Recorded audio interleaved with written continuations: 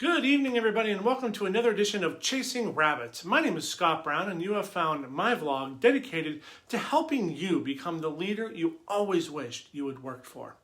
So a few days ago, I made the comment about finding your leadership voice. Finding your leadership voice. And it's been met with some questions and some unexplained concerns out there that they didn't understand what I was saying about finding a leadership voice. And a couple of folks actually said, well, I have a voice and I use my voice, so therefore it's a leadership voice. And to that I say, maybe, maybe not.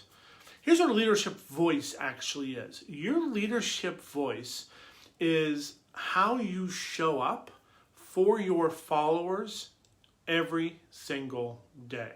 It's how you show up. And it really comes to light in two different ways. Your voice is heard in two different ways.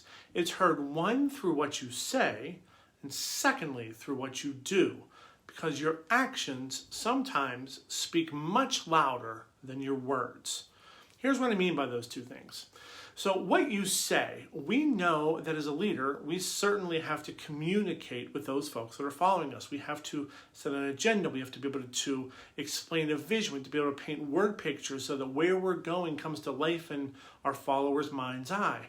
We need to be able to communicate effectively, and oftentimes we do that through verbal communication. Sometimes we do it in writing. But what you say, whether it's written words or spoken words, those words matter. They matter immensely. What you say matters. But I think what matters even more is what you do. If your actions do not align with your words, then your voice is broken. The way that you're showing up for your people all of a sudden starts to ring hollow. Because if you're saying, our people are the most important part of our organization, yet the first thing you do when there's trouble is you cut your people, your actions are not aligned with your words. When those two are not in alignment, when there's not symbiotic between the two of them, all of a sudden you start to lose your voice. You start to lose your ability to communicate effectively. Now, it's easy to align what you do with what you say when times are good. When it becomes difficult is to align what you do with what you say when times are tough. Let me give you a good example. So I am part of Toastmasters here in Indiana. Last year, we know when COVID hit, all the clubs had to all of a sudden stop meeting in person, had to start meeting virtually. We ended up canceling our conference last year. I ran for the trio this year. And I could have done one of two things. I could have said, world is hard right now, and we're just going to keep doing the things we've always done, and if we can't do them, well, then we just can't do them. Instead, what we did is I gathered everyone's opinions around us to help find a solution to what is happening in the world, to be able to promote a better way of working.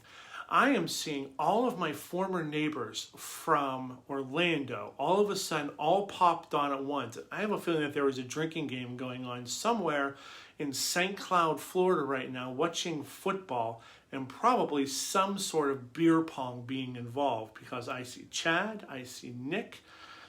I think that there might be something happening there. Anyway, the concept of being able to show up when things are tough, the reason why that's so much harder is there's so much more risk of failure.